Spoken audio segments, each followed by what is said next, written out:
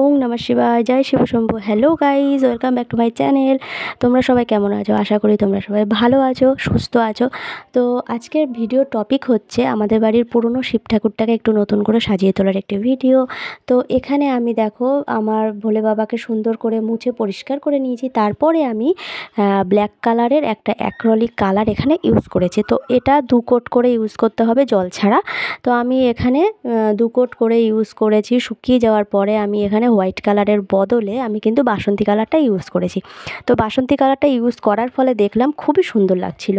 তো বিশেষ কোনো ডিজাইন আমি এখানে করিনি, জাস্ট নিচে একটু জিগজ্যাগ করেছি, ব্যাস, আর কিচ্ছু না। তোমরা কিন্তু এটা ট্রাই করতেই পারো, খুবই সহজ।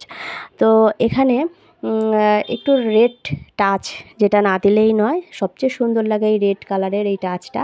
তো বাটিটা করলে খুবই সুন্দর লাগতো। তো তোমাদের ভিডিওটা কেমন লাগলো? আশা করি ভালো লেগেছে। তো লাইক করো, শেয়ার করো, সাথে থেকো। Thanks for watching.